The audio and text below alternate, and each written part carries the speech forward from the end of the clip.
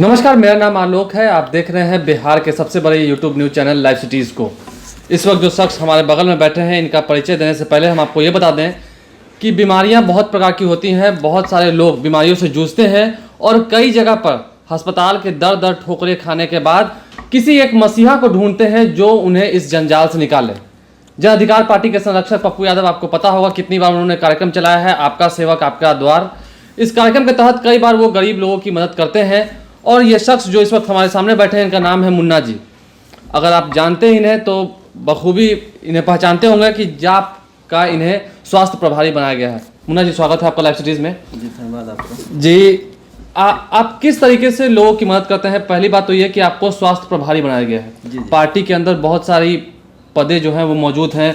प्रदेश सचिव है, महासचिव है, बहुत सारे पद हैं, लेकिन स्वास्थ्य प्रभारी पद ही आपने क्यों चुना? क्योंकि हमको सेवा करने में सबसे ज़्यादा मन लगती है जी।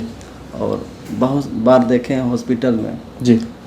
उनको इलाज समय पर नहीं मिल पाता है। जी। उसको जीना बहुत दिन है जी। लेकिन इलाज के कारण उसकी आयु जो है वो कम हो जाती है। मतलब कहीं ना कहीं कितनी बार ये मुसीबतें भी लोगों को आती हैं कि सरकारी अस्पताल में वो सुविधाएं नहीं मिल पाती हैं। नहीं मिल पाती है। सुविधा है लेकिन ज़मीन पर नहीं है, उनको नहीं मिल पाती है। जी। उनको लाइन में लगना पड़ता है बहुत सारा। जैसे ये सुविधा हमको 2 डेग आगे ही है लेकिन वो 2 डेग पहुंचने में 2-4 दिन लगा देते हैं। जी। उनको नहीं मिल पाती है वो सुविधा जी। और लौट के घर चल जाते हैं और जाते हैं कहते हैं मेरी इलाज नहीं हो पाई। किसी तरह हमको वो खबर मिलती है। जी। हम उस शख्स के पास पहुंचते हैं। जी। और उसको जितना होता है मदद करते हैं। हम लोग तो शारीरिक रूप से लेके आर्थिक रूप से लेके सब चीज़ से मदद करते हैं। जी। हम पप्पू यादव जी के यहाँ से हम उनको सेवा को देख के हम इतना प्रभावित हुए कि आज हम अपना किसी भी पर्व में हम घर नहीं जाते हैं। जी। तो क्या आपका परिवार नहीं है? परिवार है, लेकिन आपने अपना जो जीवन है वो उन लोगों को समर्पित कर दिया है जो लोग अस्पताल में दर दर की ठोकरें खाते हैं। क्या लगता है आपको सबसे पहली वजह क्या है? क्यों लोग अस्पताल तो जाते हैं, स्वास्थ्य नीतियां बनी हुई हैं, आपको ही पता है, फिर क्यों उन्हें वहाँ दिक्कत होती है? आप जब इन चीज़ों को प्रॉब्लम फेस करते हैं तो आपको भी तो प्रॉब्लम्स होती होगी। प्रॉब्लम होती है लेकिन उन लोगों का इतना प्रॉब्लम जो होता है हम सोचते हैं इनको कैसे दूर हो। हमारे पप्पू यादव जी सांसद जी दिल्ली आवास पर 400 से 500 लोगों को खाना खिलाते हैं, एम्स में इलाज करवाते हैं। उन्हीं के मार्गदर्शन पर हम भी यहाँ पर उनको कहना नहीं पड़ता है। उनको कहने से पहले हम उस जगह पर उपस्थित रहते हैं जी। और उनको अपने दिल से नहीं अपने परिवार समझ के उनको काम करते हैं। जी। और देखते हैं छोटा बच्चा है मेरा भाई के समान है, बूढ़ी माँ है मेरी माँ के समान है।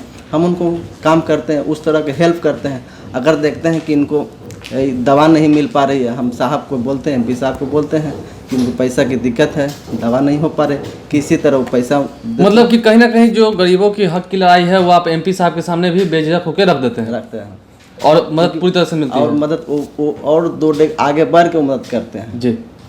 तो आने वाले दिनों में मान लीजिए मैं आपको एक उदाहरण देता हूँ, पटना से कोई गरीब व्यक्ति है, पहली बात तो ये आपको कब फ़ोन कर सकते हैं? 24 घंटा मेरा फ़ोन खुला है। 24 घंटा में जब जरूरत पड़े हमको यूज कर सकते हैं। आप लोग के लिए भी एक अच्छी बात है, स्क्रीन पर इस वक्त आपके एक नंबर चल रहा होगा, वो मुन्ना जी का नंबर है, आप इन्हें फ़ोन कर सकते हैं। 24 घंटे ये आपके लिए उपलब्ध है। यदि मैंने आपको फ़ोन किया, इलाज मेरा पटना में नहीं हो पा रहा है, आगे आप क्या करेंगे? आगे हम एम्स के लिए आपको एडवाइस करेंगे और वहाँ जाने के लिए खर्चे होंगे, दिल्ली में रहना पड़ेगा। यहाँ से टिकट तक हम करा देंगे जी। और वहाँ पर रहने खाने का भी व्यवस्था कर देंगे जी। एम्स में इलाज करने के लिए हमारे वहाँ पर 2-2 3-3 आदमी लगे रहते हैं जी।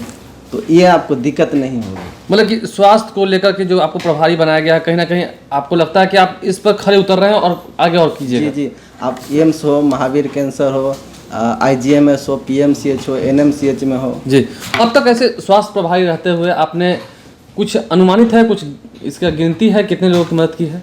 हम विगत 6 साल से कर रहे हैं, 20-25 हज़ार लोगों को इलाज करा चुके हैं। जी। कई बार ऐसा होता है कि कुछ अस्पताल में लोग जाते हैं, वहाँ पर रहते हैं, पैसे उनके पास उतने नहीं हो पाते हैं, डॉक्टर उन्हें छोड़ते नहीं हैं। इस केस में उसके लिए हम लोग जाते हैं, रिक्वेस्ट करते हैं। जी। अभी तो बहुत सारे प्राइवेट हॉस्पिटल में जाते हैं जहाँ डेड बॉडी होने के बाद भी वो लोग नहीं छोड़ता है। जी। लेकिन हम जाते हैं, रिक्वेस्ट करते हैं, वो लोग छोड़ देते हैं। और अगर आर्थिक रूप से वहाँ पर मदद करने की जरूरत हो तो वो वहाँ पर भी हम लोग पैसा दे के वहाँ छुड़ाते हैं। अगर किसी के घर में कोई किसी हॉस्पिटल में उसका डेड बॉडी पड़ा है, जी, उसके दिल पर क्या बीतता होगा जी, वो हम समझ रहे हैं। जी, हॉस्पिटल वाले तो नहीं समझेंगे, जी, वो तो यही कहेंगे मेरा इतना पैसा लगा है, जी, तुम इतना पैसा दो तो छोड़ेंगे डेड बॉडी। जी। तो लेकिन पैसे आप देने के लिए तैयार हैं, पैसा लेकिन भी देते हैं हम लोग। जी, लेकिन सबसे बड़ी आपकी जो उपलब्धि वो यही है कि आज तक 6 साल से आप काम कर रहे हैं प्रभारी रहते हुए, तो काफ़ी सारे लोगों का दुख दर्द आपने देखा है। क्या लगता है ये जो दुख दर्द लोगों को होता है आगे से कैसे निपटा जा सकता है? क्या कुछ आपको भी प्रॉब्लम फेस होती होंगी, क्या लगता है कैसे क्या ये हो रहा है?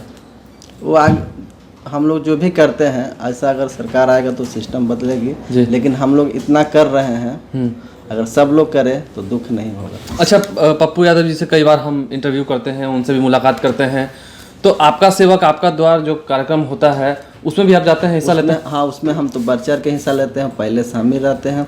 वहाँ पर तो बहुत लोगों का निदान होती है जी। किस तरह की समस्याएं देखने को मिलती हैं आपको? वहाँ पर तो जो लोग आते हैं उन लोग का एक ही शिकायत रहता है कि हॉस्पिटल में दवा नहीं है जी। जितने भी लोग बोलते हैं कि हॉस्पिटल में दवा नहीं है, किसी का ऑपरेशन के लिए लंबा डेट पड़ गया है, समय नहीं है डॉक्टर को, तो हम लोग रिक्वेस्ट करते हैं, हमारे सांसद जी पप्पू यादव जी भी रिक्वेस्ट करते हैं डॉक्टर लोगों को कि हाँ इनको जल्द से जल्द कर दिया जाए जी। और वहाँ पर जरूरत पड़ता है तो उसको आर्थिक मदद भी करते हैं। अच्छा, स्वास्थ्य की नीतियाँ जो बताई जाती हैं सरकार द्वारा, क्या लगता है आपको? आप तो ज़मीन से जुड़े हुए हैं, इतना मदद करते हैं, क्या लगता है ये जो स्वास्थ्य नीतियाँ हैं ये ज़मीन पर कारगर साबित हुई हैं, लोगों को मदद कर रही हैं? नहीं, वो जो सरकार का है, जैसे प्रधानमंत्री ये योजना आयुष्मान भारत योजना, ये नहीं ज़मीन पर है, काम नहीं कर रहा है। नहीं कर रहा। लेकिन उनका तो कहना है कि बहुत सारे लोगों को गोल्डन कार्ड दिया है। ये गोल्डन कार्ड दिया है, इसमें अगर 50,000 एक परिवार एक व्यक्ति को अगर मिल रहा है, उसमें अगर कोई महंगा दवाई आ रही है तो डॉक्टर बोलते हैं या हॉस्पिटल का लोग बोलते हैं कि आप बाहर से परचेज करिए, इसमें ये सुविधा। मतलब कि यदि अगर गोल्डन कार्ड भी फेल हो जाए तो उस वक्त मुन्ना जी अवेलेबल हैं? अवेलेबल है, हम फेल होने वाले नहीं। आप फेल नहीं होएगा। अगर किसी को ब्लड की भी जरूरत पड़ता है तो हम ब्लड भी उपलब्ध कराते हैं, ब्लड खुद से भी डोनेट करते हैं जी। हमारे सांसद जी के जन्मदिन पर भी ब्लड डोनेट किया जाता है। आपने कितनी बार किया अब तक ब्लड डोनेट? लगभग 5 बार कर दिया है जी।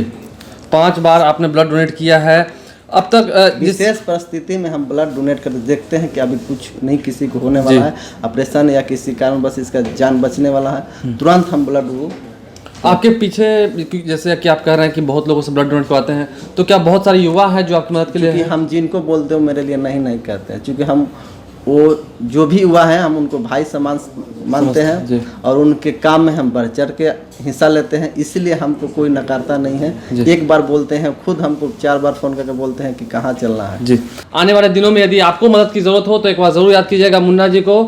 ज़रूरी नहीं है कि हर व्यक्ति को जो राजनीति से जुड़ा हो वही आपकी मदद कर सकता है, आम इंसान ही आम इंसान को मदद करे, इसी को कहते हैं मानवता, और ये मानवता इस वक्त जिंदा है।